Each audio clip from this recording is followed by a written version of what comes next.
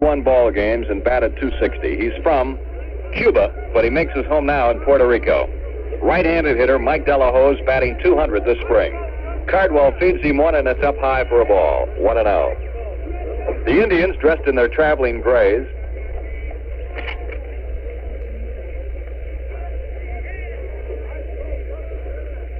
here's the pitch. Swing and a broken bat liner. Trapped by Hubbs behind second, but he can't come up with a ball. A soft line drive off a broken bat, and Hubbs made a diving attempt going to his left. Knocked the ball. Right-handed batter hitting .400 this spring. Cardwell is in the stretch, and here's the pitch. That's a ball, fast one inside. Mel Harder now has taken over the coaching job at first base for Mel McGahey, the manager. Harder's the pitching coach. It has been with the Indians, Lou, for how many years now? Well, I would say about 28 or 30 years. He's a great one, Jack. Here's the pitch to Held. Swing on a fastball, and he hits it off the bat handle foul to the left. 1-1 on Woody Held. Woody hit 23 home runs with the Indians a year ago and had 78 runs driven in. .267 average last year, as the Indians came in fifth in the American League. 1-1 pitch. Slider swung on and hit up the middle to center field. Now watch Delahose. He's cranking around second. He's going to third. Here's the peg by Lou Brock, cut off by the shortstop. Throw to second, and Held is out. Woody Held tried to go to second on the throw to third. Elder White took the throw from Lou Brock and then fired the ball to Hubbs, and they got Held sliding in. He gets credit for a base hit, a single to center field, but he's thrown out from Brock to White to Kenny Hubbs. So the Indians have a runner at third with one out. And it brings up the second baseman, Ken Aspromonte, right-handed batter, and this fellow's hot. He's been up only 16 times this spring, but he has 8 hits, batting .500. Cardwell will work out of a windup now with a man on third. There's one gone. No score, second inning. Here's the pitch. A ball up high, 1-0. Well, Jack, there's a great example of good coaching during spring training, because Brock threw that ball to the cutoff man, White, and as soon as the ball left Brock's hand going towards third base, Woody Held tried to make second on the throw. Wind up, and the pitch. Aspromonte takes low inside, ball, and the count is now 2-0. The Indians' home attendance was way down last year, about 225,000 fans under the season before. Cardwell winding. Aspromonte waits. 2-0 on the way. Ken swings, taps one weakly toward third. Fair ball. Here's the runner coming on, and Santo can't make a pickup. It'll be a base hit, and the run scores. A slow hopper down the third base line off the bat of Aspromonte. He gave it a full cut, all right, but topped the ball weakly down the third base line, and Santo had been playing deep. And he charged in, tried to make a bare-hand pickup, but he couldn't do it. The run scored from third. Delahose crossing the plate with run number 1 off of Cardwell. And Aspromonte gets credit for a run batted in. He's on first base, still only one out, and the Indians have now taken a 1-0 lead here in the second inning. Here's Harry Cheedy, former Cub, right-handed batter, wearing number 25 on the back of that Cleveland uniform. Cheedy hitting .200 in the spring. Pitch, a ball inside. Harry weighs around 230, and he's big. I mean, he's a big man. Cubs signed him right out of high school several years ago. He was in the Cubs organization for several years. Holds that bat back. Here's the pitch. Swinging a chopper. It's going to be a fair ball. Fielded behind the bag by Santo. Throw to second out. Relay to Banks. A double play, and Cardwell's out of the jam. A top ball down the third base line that Santo had to lean over for to his right, crossing his left arm in front of his body. He made a backhanded stab, threw to Hubbs for one for the force on Aspromonte, and the relay to Banks was in plenty of time to double up Harry Cheedy. So, in the second, it's 1 run. There were 3 hits. There were no errors and nobody left on base. And at the end of an inning and a half at Rendezvous Park in Mesa, it's the Cleveland Indians 1 and the Cubs nothing. To get through a 162-game schedule, a Major League Baseball player has to stay in perfect shape. Now, that means conditioning, like today's spring training game, and doing the right exercises, eating the right foods, and getting the right kind of sleep. Sleep where your muscles get rest while you sleep. You can get the right kind of sleep on a Serta Perfect Sleeper mattress. It's soft on top so you get comfort, and firm in the middle so you get support. You sleep on it, not in it. Your muscles don't have to work all night, robbing you of rest to support your body. There's no sag in Asserta. So let Asserta support you on the level. If you haven't seen the Asserta Perfect Sleeper Mattress, then it's high time you do, folks. At $79.50, you have a choice of firmness, regular or extra firm, and a choice of length, too. Either regular or extra length at no extra cost. Remember, there's no sag in Asserta, so let Asserta support you on the level.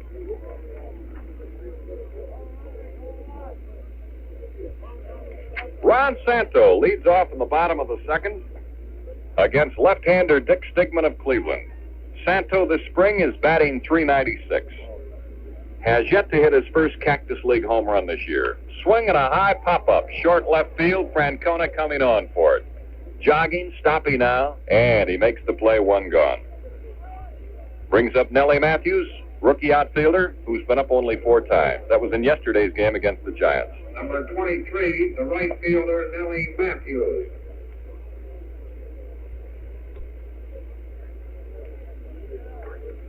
One out and nobody on. We're in the bottom of the second. Cleveland leads 1-0. Here's Dick Stigman looking in, winding. And the pitch to Nellie Matthews.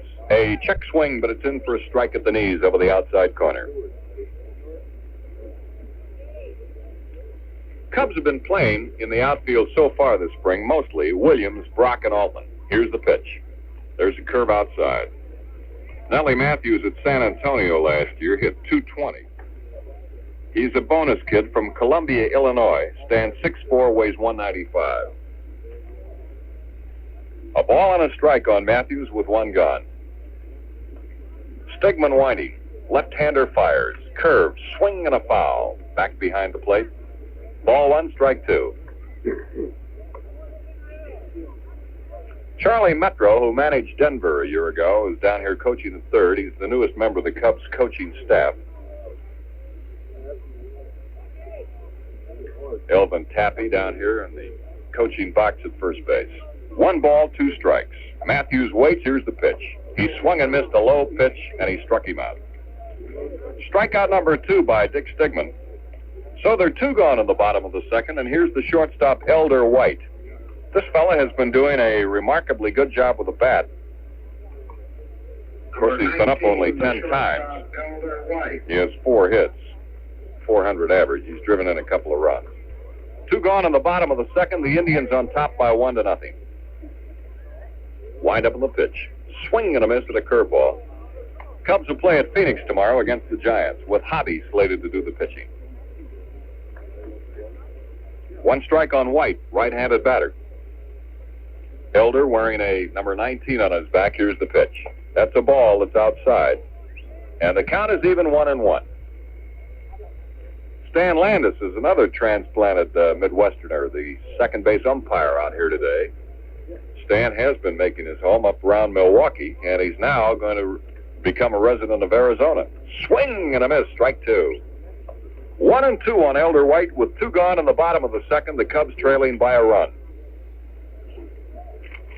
Cubs have a 1-1 record with the Indians so far. They have several games remaining with them before they break camp. Cubs have a couple of weeks left of spring training. Here's the pitch.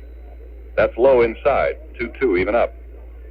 And then on Tuesday, April the 10th, they will open up the 1962 National League season at Houston against the Colt 45s. And as Lou mentioned, there's a great chance that Bobby Shantz will be the opening day pitcher for Houston. Who the Cubs starter will be that day remains to be decided. Pitch, he struck him out. Elder White goes down swinging to retire the side. The second strikeout of the inning, the third of the ball game for Stigman. 3 up and 3 down in the second for the Cubs. No runs, no hits, and nobody left on. At the end of 2 innings, the Indians won, and the Cubs nothing. Ball player or bookkeeper, woman of the house or welder, no matter what kind of work you do, a good night's sleep is important. That's why you ought to try the Serta Perfect Sleeper Mattress. Here's a mattress that not only gives you a good night's sleep, but gives your muscles the support they need. Soft on top for comfort, firm in the middle for support. There's no sag in a Serta, so let a Serta support you on the level. How would you like to give your spirits a real lift, folks? Well, then plan to be out at Wrigley Field on Friday, April 13th, and see the Cubs play the St. Louis Cardinals in their first home game of the 1962 season. You know, there's always a special holiday spirit in the air on that big opening day, so make up a party and come on out to beautiful Wrigley Field. You can get the best reserved seats now at the Wrigley Field box office, Addison and Sheffield. Jack Maloney and his crew will take care of you. Or by sending your check or money order, only $3 for each reserved seat, to ticket manager, Wrigley Field, Chicago 1-3. And, of course, plenty of comfortable grandstand seats for adults and children go on sale every morning before every Cubs home game. But Friday, April 13th is the home opener at Wrigley Field, the Cubs and the Cardinals. The pitcher, Dick Stigman, leads off. He's a right-handed batter, and Cardwell fires a strike right over the heart of the plate, belt high. 0-1. The photographers are having a field day out here every time there's a ball game. They work right down on the field in exhibition games. Strike 2 called. And some of them are in some dangerous spots. They're just off to the right or left of home plate, and a quick foul ball would have them going in a hurry. Here's a fastball inside that hit his bat. He didn't mean to swing. Couldn't get out of the way, that's all. Cardwell really cut loose with one, and Stigman failed to get the bat out of the way. It went foul off to the right.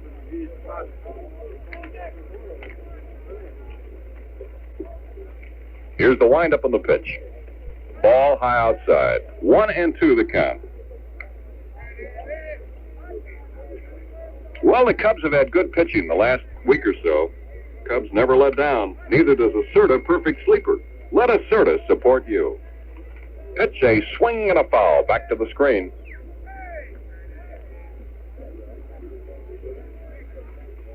We have some folks in from Lake Forest, Illinois. Mr. and Mrs. Owen Nemi. Vic Wilmot of Chicago out here taking in the ball game. Here's the pitch. Swinging a ground ball to Banks on the first base side. Picks it up, runs to the bag, and he wins the race by 30 feet. Stigman out, Banks unassisted. One gone in the top of the third, and here is Ty Klein, who walked his first time up. Well, Jack, the pattern of this ball game, and this is what exhibition games are for, between Cardwell and Stigman. Stigman has been changing up on his curveball. Now, Stigman usually is a fastball pitcher and a fast curveball pitcher. He's been changing the speeds of the ball, while Cardwell has been working on his change of paces. And the two change of paces that got him into trouble was thrown high to the hitters in the second inning. Here's a line shot over the head of the leaping shortstop for a base hit. Klein ripped one over Elder White's head. He leaped and just missed by inches of stabbing that ball. But it went out there for a base hit, and it's hit number 4 by the Indians off Cardwell. Klein is on for the second straight time, over at first base with one out, and here is Vic Power. The Indians have strengthened their pitching staff with the acquisition of Dick Donovan from Washington. They sent Pearsall to the Senators to get Donovan. He was a 4-1 winner yesterday to stop a Cleveland 6-game losing streak. Of course, the Indians needed a little more strength in that pitching department because they have lost pitchers Win Hawkins and Mudcat Grant to service, and outfielder Walter Bond is also in the service. Man on first base with one out. Here's Power, who hit a fly ball to Brock the first time up. A chopper to the mound. Cardwell trying to get 2, throws to White for 1. The relay to Banks is in time for the double play. 2 double plays in 2 straight innings, and Cardwell started this one himself. Fired the ball to White for a force out on Klein, and the throw back to Banks was in plenty of time to double up Vic Power, so the side is retired. In the top of the third for Cleveland, no runs and 1 hit, and nobody left on base. And at the end of 2 1/2 innings of play, it's still the Indians 1 and the Cubs nothing. Well, sometimes the difference between a major leaguer and a minor league ball player is hustle. A player who's bursting with energy and always talking it up serves as an inspiration to his teammates. To get this supply of energy, a man has to start each day refreshed. And the only way to do that is to get a good night's sleep, like the good night's sleep you get on Acerta Perfect Sleeper mattress. There's no sag in Acerta. You get rest plus sleep. Acerta is soft on top for comfort and firm in the middle for support. So you sleep on Acerta, not in it. There's no sag in Acerta. So let Acerta support you on the level. If you feel that you lack energy, maybe you haven't been getting a good night's sleep. Maybe you need Acerta Perfect Sleeper mattress. You can get one at $79.50 in regular or extra firm, regular or extra length at no extra cost. Remember, there's no sag in a Serta, so let a Serta support you on the level. Well, Jack, that second double play by the Cubs, that's number 22 in Catchus League play, which is a great indication of a better defensive ball club around shortstop and second base, which certainly will help the pitching. Kuno Berrigan, the catcher, leads off in the bottom of the third for the Cubs. Berrigan fighting it out with Mo Thacker and Sam Taylor for the number one catching job. Dick Bertel still in service. Liner hit left field. Francona plays it on one hop. Berrigan gets the first hit off of Stigman, a liner into left field. Brings up Cardwell, who's a long ball hitter. Number 43, a pitcher, Don Cardwell. Well, that was the first Cub hit. The Indians have had 4, and they've made the only run so far. Don't know how many runs or hits you've made, but you won't be making any errors with a Serta Perfect Sleeper mattress. Now Cardwell, and the pitch to him is right over the plate at the belt, strike one. Tying run at first, nobody out. That's Berrigan, who just slammed a single to left. Vic Power playing right on the bag. Here's the stretch and the pitch by Stigman, and Cardwell takes a slider. It's outside. 1 ball and 1 strike. Cardwell spent most of the winter down in Winston-Salem hitting golf balls and chasing them into the river.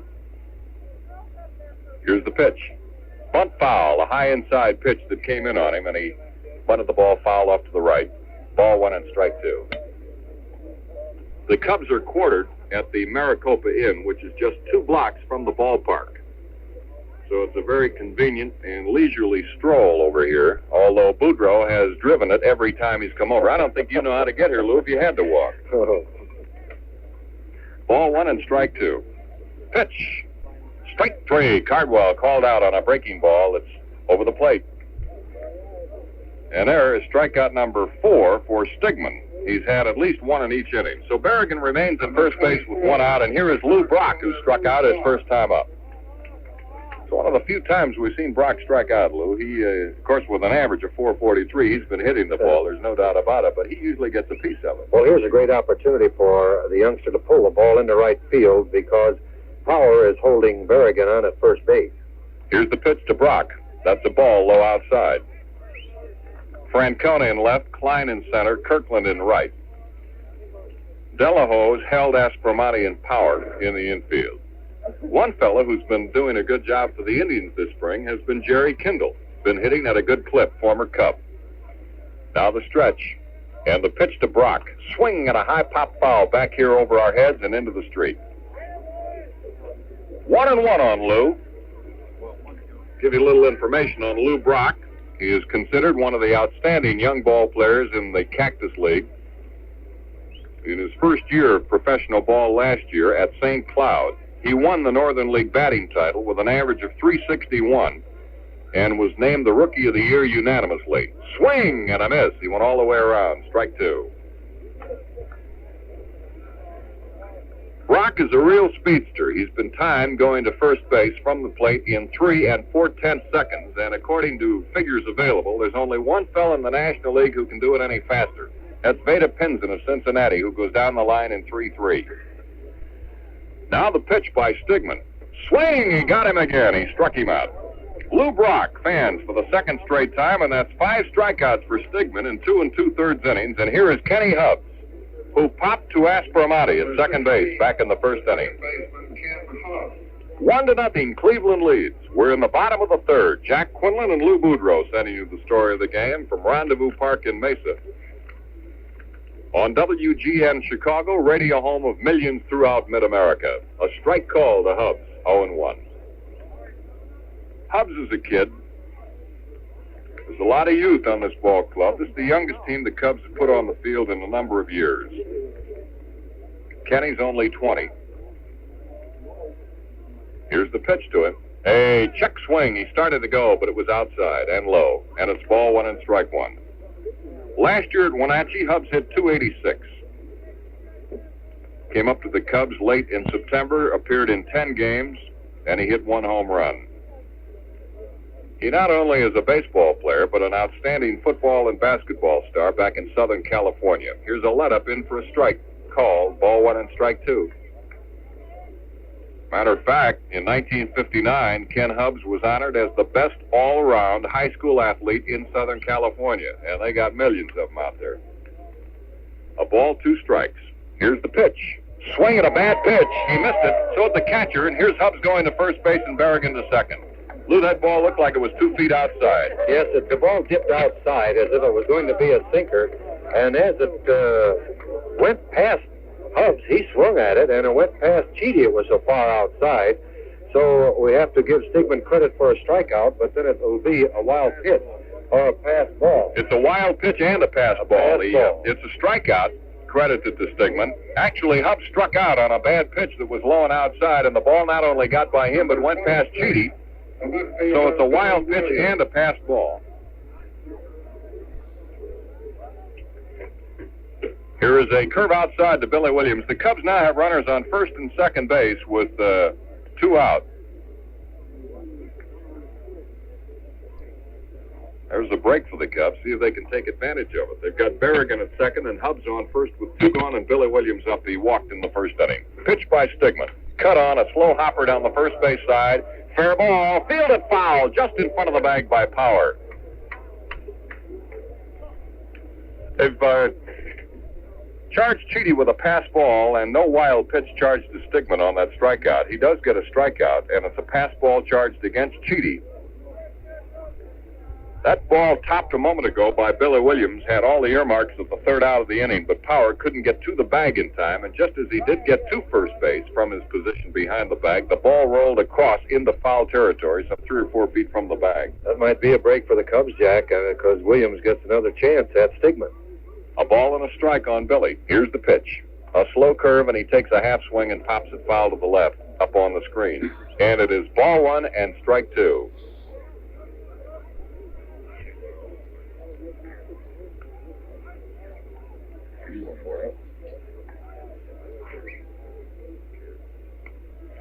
We'll give you that final again. Carver of Chicago defeated McLeansboro 54-41 in a semifinal game at Champaign today.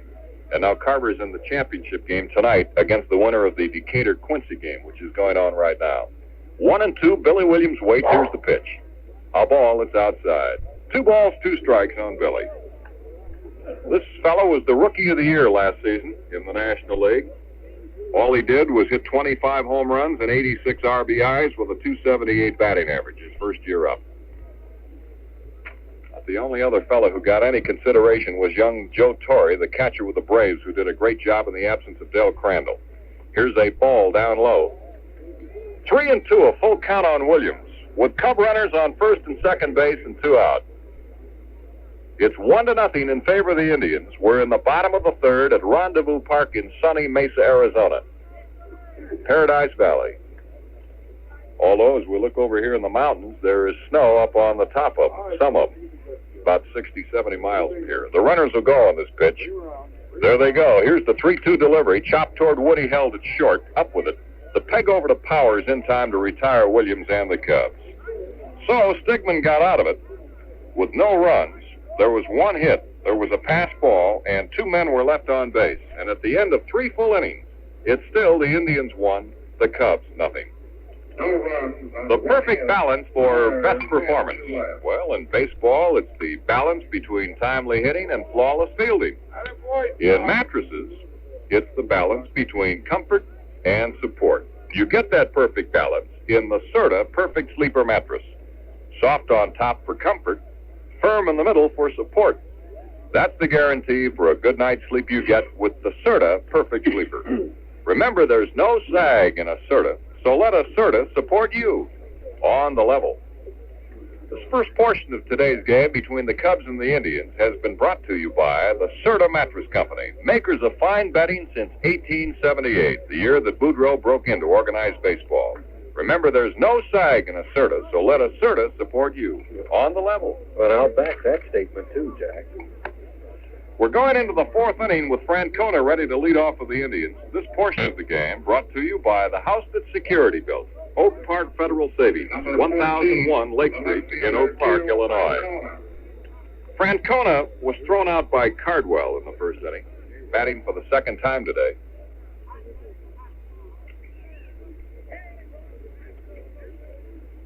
Here is Cardwell winding, and the pitch to Tito. Swinging a chopper toward Hubbs. High hop, he has it. And the flip to Banks in time. Francona bounces out on the first pitch, Hubbs to Banks. It'll bring up Kirkland, who rolled out the same way in the first inning.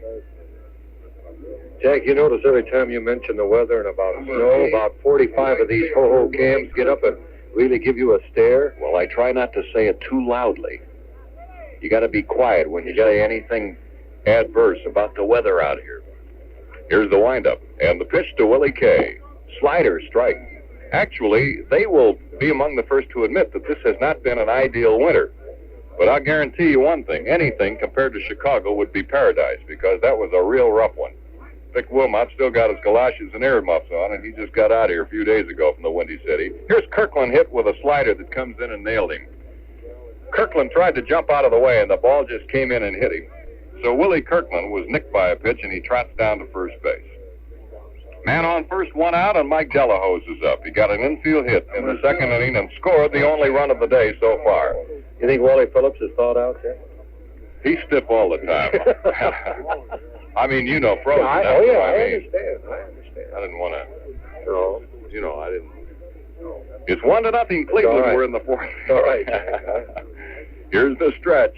As long as Lloyd Pettit can take care And the of it, pitch. all right. Swing and a high pop foul out of play. Back here behind us. That ball hit the light tower here, over to our right.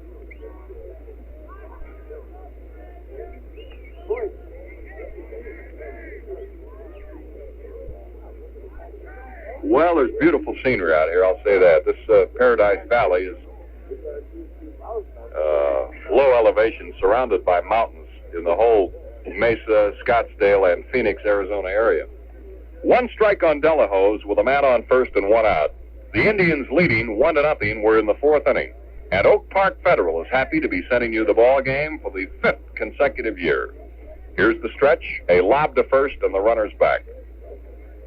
Banks tosses the ball back to Cardwell on the mound. And now the 26-year-old right-hander's in the stretch. Kirkland with a good lead. Pitch to Delahose. Pop foul back on the screen.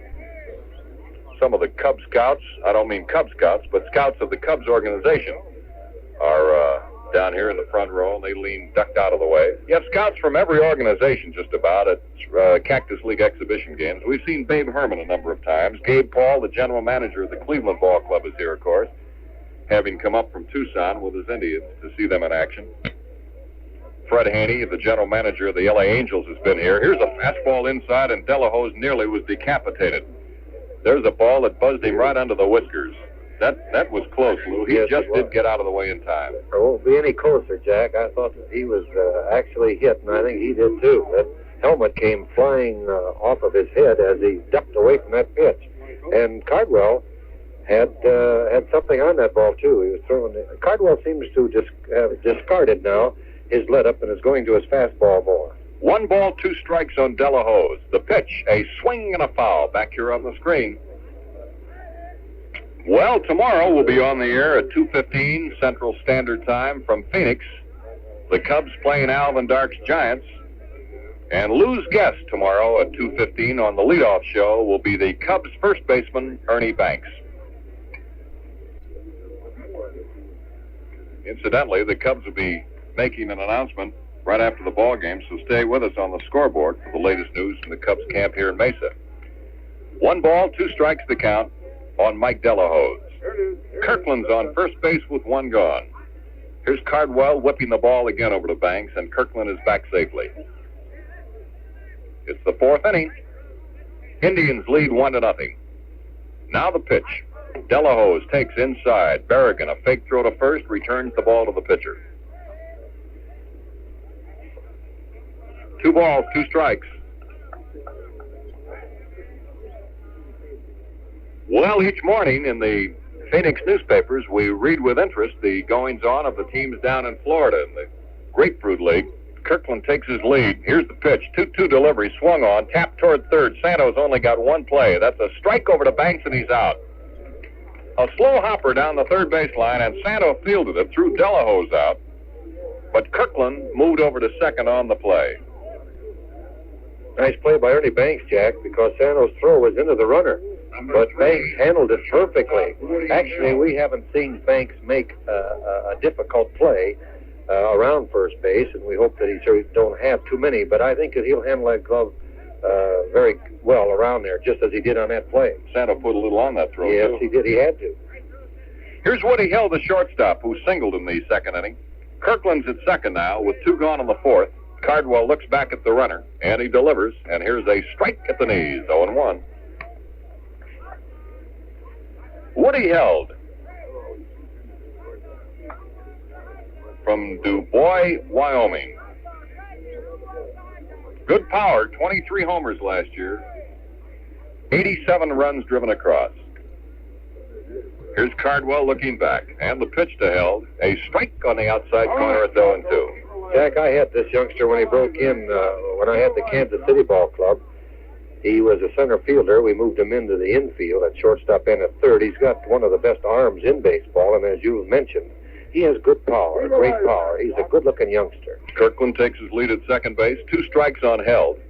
Here's Cardwell delivery. A ball down low, gets away from Berrigan. There goes the runner to third. Here's Berrigan's peg to Santo, not in time, and he's in safely. Kirkland goes to third on a pass ball charge to the catcher, Kuno Berrigan. So each catcher has had a pass ball charged against him today. Cheaty of the Indians, and now Berrigan.